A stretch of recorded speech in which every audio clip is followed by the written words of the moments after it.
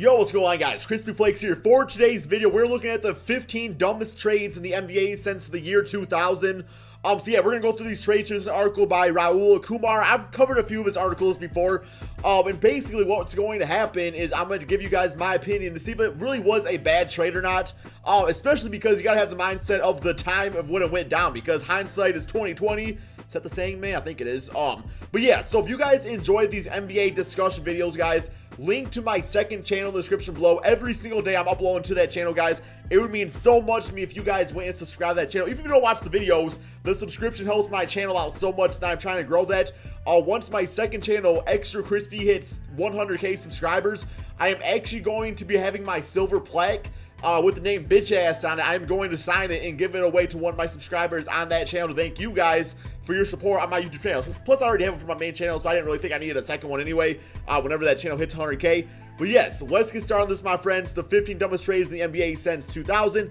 I see two on there that I'm, like, this one I understand, but that one I'm kind of confused about, so we're going to read more about that. Okay, so number 15, we have the Chicago Bulls trade LaMarcus Aldridge to Portland. Yeah, because, like, at the time, LaMarcus Aldridge, obviously, he was a rookie and everything like that. I think, did he play his rookie season on the Chicago Bulls? Correct me if I'm wrong on that. Yeah, so it says he was drafted. Okay, his future actually looked very different on draft night in 2006. Was selected by the Chicago Bulls, the second overall pick. However, the Bulls had second thoughts and decided to trade Aldridge in exchange for that year's fourth overall. Tyrese Thomas? That was the trade? Bro, I actually remember Tyrese Thomas. That dude could freaking dunk the bitch-ass basketball. I think, did Tyrese Thomas play on Florida? I could be wrong about that, but I feel like he played on Florida. I liked him a lot back in back when he was first drafted. That dude was a beast in 2K. But yeah, LaMarcus Aldridge, of course, went on to be an all-star caliber player. Played, quite a few seasons, the majority of his career on the Portland Trail Blazers. Now on the San Antonio Spurs. Tyrese Thomas, I have no idea where he's at. My guess is probably playing basketball overseas somewhere. I know he had a lot of injury issues, so it kind of killed his athleticism. But yeah, no doubt, because that Bulls team could have. They also traded away Tyson Chandler, too, who was a beast. So, yeah, that team could have freaking Tyson Chandler, Marcus Aldridge. Of course, they ended up getting Joakim Noah. They had Derrick Rose later on, so who knows how that would have affected things. But, yeah, so Marcus Aldridge, I definitely say that was a bad trade at the time. Next up, Memphis Grizzlies deal Kevin Love to the Timberwolves. Yeah, because think about this, guys. Based off also the Laker trade that happened that brought this team Marcus Gasol, you guys could have still had a front court of Kevin Love and also Marc Gasol. Now, with that being said, Zach Randolph had some all-star caliber seasons, so it did kind of work out for this team. And I'm not gonna lie, man, like, OJ Mayo, when he was on USC, he was sought out on being one of those, like, generational shooting guards that was supposed to be, like, one of the next great NBA players. These days, I know he had some drug issues, so I believe he is suspended from the NBA for 2 NBA seasons. He might not ever even see a minute on the NBA court ever again. But yeah, when he played for Memphis, he was actually a pretty decent player. He's no Kevin Love, of course. Kevin Love is an all-star and future Hall of Fame player, if you ask me. So, at the time, it's like, I don't think, back in 2008, yeah, that team did not have Zach Randolph quite yet. I think Zach Randolph was still on the Portland Trail Blazers. But yeah, so I remember that team had OJ Mayo, I think Rudy Gay, Mike Conley, I think was around that time. So yeah, man, I mean, yeah, hindsight, yeah, it was a bad trade, but at the same time, I mean, it's like OJ Mayo was still sought to be one of the, a really good shooting guard. Plus, they also had Mike Miller, so he's a beast. He's a 6th man of the year, I believe. No, he had Rookie of the Year. Next up, we have the Los Angeles Clippers trade draft rights to Kyrie to the Cleveland Cavaliers. So I think this trade right here, yeah, I think it sent that first-round draft pick over to the Cavaliers, and they also sent them Baron Davis. And in exchange, the Clippers got Mo Williams and also, of course, the draft rights, which ended up being Kyrie Irving and the first pick in that draft. I mean, y'all got Chris Paul eventually, so it's not that big a deal. Now, if Chris Paul would have ended up going to the Lakers like he was supposed to, and then you guys never also got Kyrie Irving, then yeah, it's like that would have been a big-time blunder. But it still worked out for the Clippers, who got a superstar point guard themselves. Who knows, though, how LeBron James' legacy would have changed if they would have never got Kyrie Irving. Like, would he have ever even, like, returned back to the Cleveland Cavaliers? I really don't know if he would have or not. Okay, this one right here, Sacramento Kings trade DeMarcus Cousins to the Pelicans. I mean, yeah, this was definitely a recent one.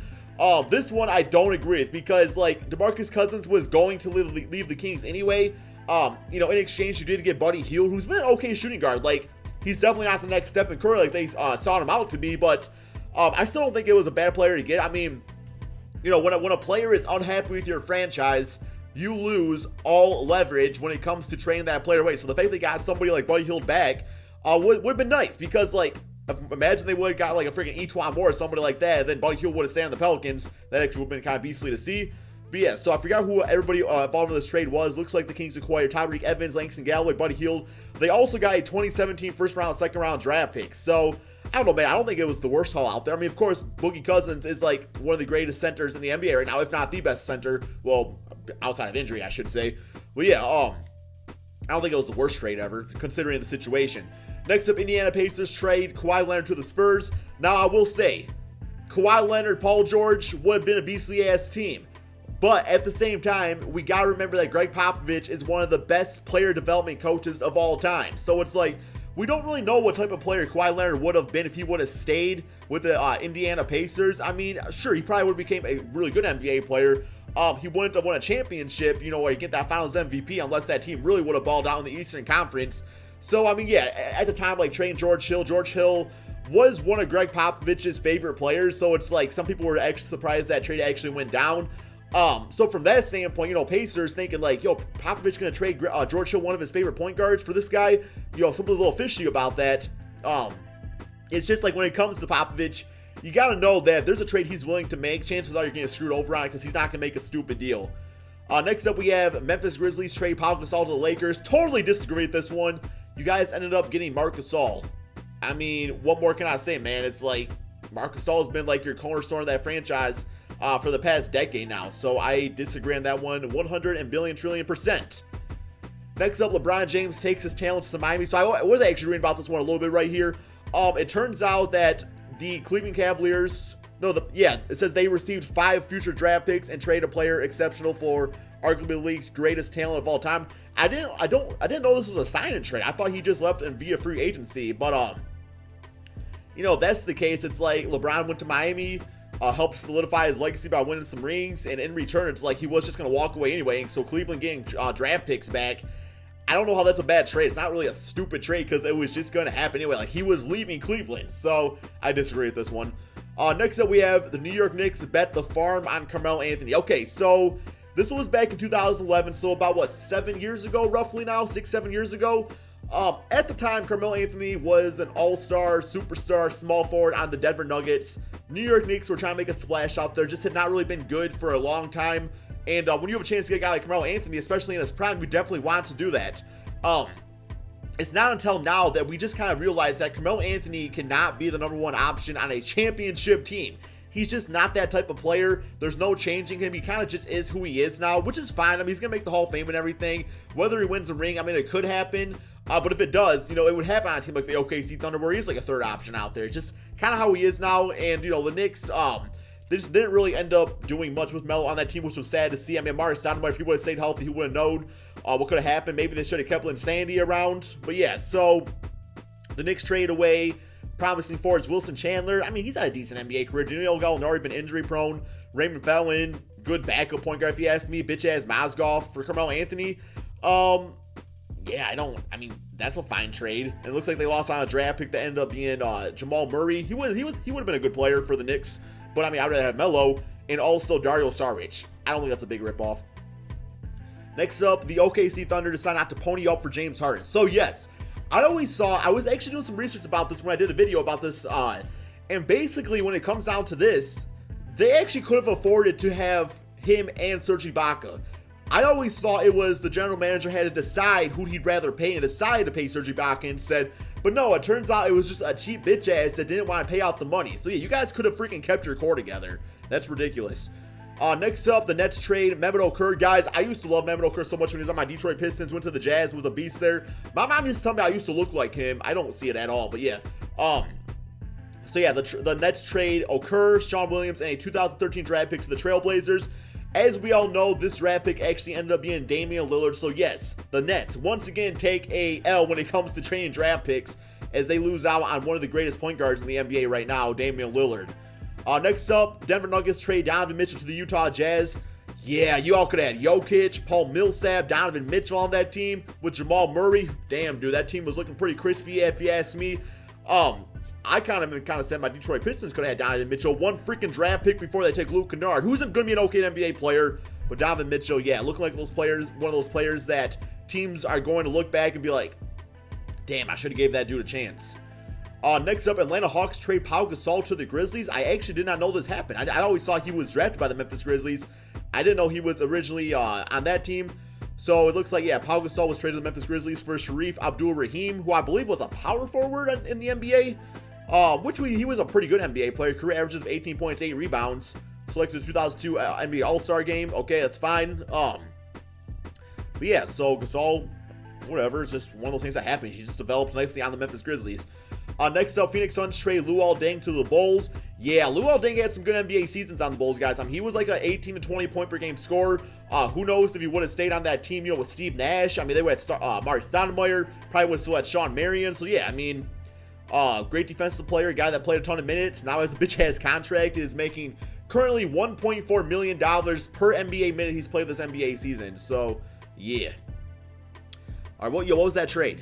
He 7th overall was traded from the Phoenix Suns to the Bulls for Jackson Veroman. Who the hell is that? 31st. Yeah, that's an L right there. Whoa, man. Things just get sad. In 2004, who was out of the league? Ooh, he passed away in 2015 at the age of 34. Moment of silence. Let's continue. Okay, wow, I did not know that. That's sad. Don't worry, I don't know who he is. Damn, this got awkward, man. God damn, dude. Just got awkward. Next up, let's move on. Moving on. Milwaukee Bucks trade Andrew Bogut and Steven Jackson to the Warriors for Kwame Brown, Monte Ellis, and Ike Udoa. Well, yeah, anytime you trade for Kwame Brown, that's an L right there. The reason this one is such a game changer, man, such a big deal, is because, for one, Andrew Bogut became a great defensive player for the Warriors, a big part of their success in winning the championship.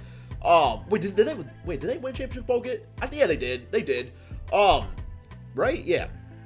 Thing is, though, is that the Warriors were deciding between Monte Ellis, who was averaging like 20 points per game on that Warriors team, or the young point guard Stephen Curry. Imagine if Milwaukee could have talked them into, again, Stephen Curry instead of freaking Monte Ellis. Damn, dude. Because, like, once Monte left the Warriors, just kind of started falling off season by season. Now he's not even in the NBA, which I still think is kind of crazy. And then number one, yes, obviously the Boston Celtics fleece the Brooklyn Nets. They have their next, I believe, let me do my bitch-ass math real quick, my bitch-ass calculator. Yes, they own the next 73.92 draft picks over the next 2,000 years of the Brooklyn Nets for an old-ass KG, old-ass Paul Pierce, and an old-ass Jason Terry. I don't know, guys. Let me know in the comment section below. Let me know about an NBA trade that you think has gone wrong for your team since the year 2000, if it's on this list, or a different trade that went down. Personally, I think that the Lakers should have kept D'Angelo Russell. I feel like him and Lonzo Ball definitely could have been in the backcourt together. But anyway, my friends, thank you all so much for watching. Be sure to drop that like, subscribe if you're new to my channel, and peace out, my friends.